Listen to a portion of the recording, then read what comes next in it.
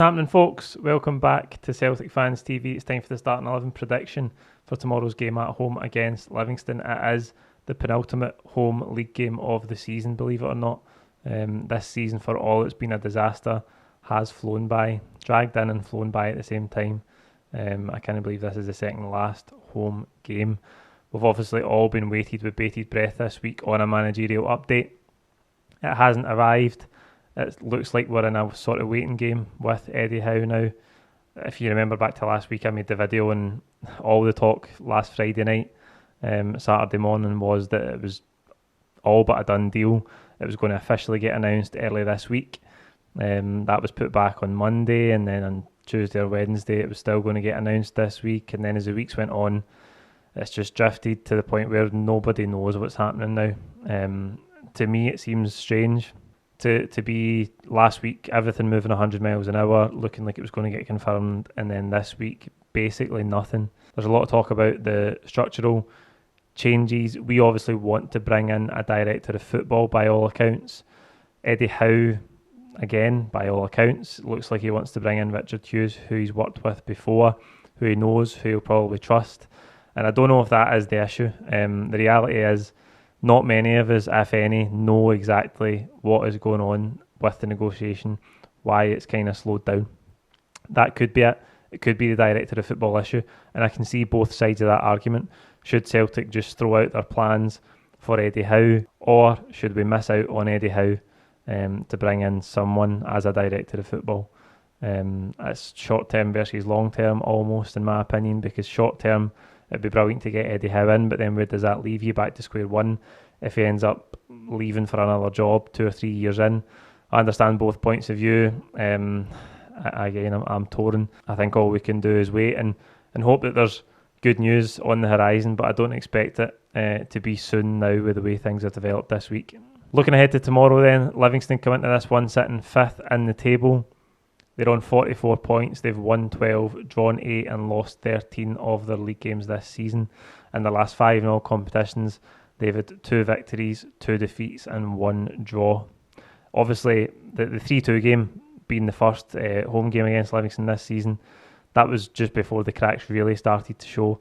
We let them back into it late. Then we had the away game in January. We played them actually twice in a row in January, I'm sure you remember. Terrible weather in the away game, terrible performance, drew 2 each. And then the 0-0 game at Celtic Park again, just more of the same. Livingston have always been really stuffy, dogged opponents for us. They haven't beaten us that often, but there's been a lot of draws, and they almost seem like a bogey team for us at times. So we're going to have to be right at it tomorrow. It's difficult with nothing to play for in the league, but we've got to go and put in a good performance ahead of going to Ibrox in the Scottish Cup next week. That was the other big news this week, that we drew Rangers at Ibrox in the Scottish Cup. Of course we did.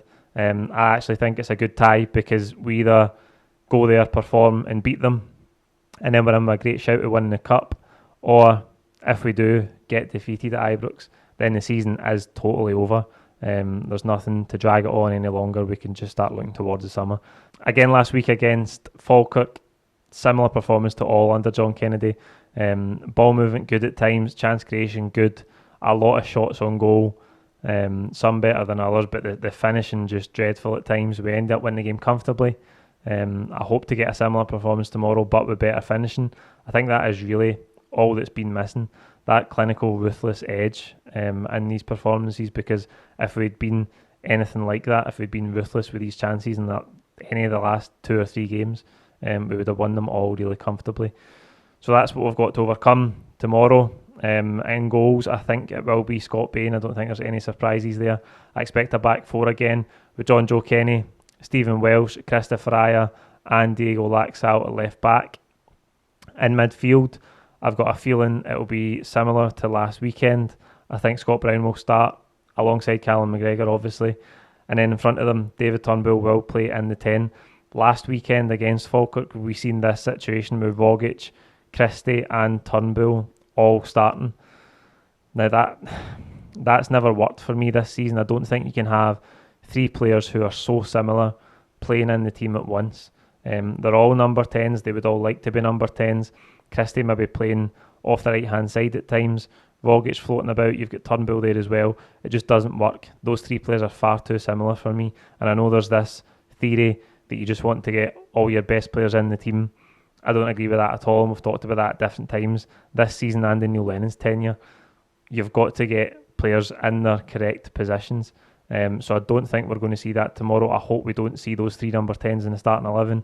On the right-hand side, I'm going to go with James Forrest. On the left-hand side, El Yunusi came on against Falkirk last weekend. He scored a great goal, took a lovely touch, dinked over the keeper. I thought he would start last week, and I think he's going to start tomorrow from the left-hand side. I think that's the best option for that 3 behind the striker to be Turnbull, Forrest and El Yunusi. And up top, I expect Odsonne Edouard, who had a weekend off last weekend, to come back in and lead the line. Griffiths didn't do enough last week. He was really poor. A lot of speculation about his future, whether we'll take up the option in the final year on his contract. He's been linked with Aberdeen. I think it's been 2-3 years since Lee Griffiths could be considered a consistent performer who Celtic can rely on. I know there's been a lot of issues there. The club have done a lot for him. I just think it might be the right time to part ways in the summer. I think we've seen the best of Lee Griffiths and his fitness issues and his lack of sharpness this season, turning up unfit before the season even started. There's a lot of commitment and attitude issues there, and I think if they can't get sorted, a new manager will ultimately show him the door.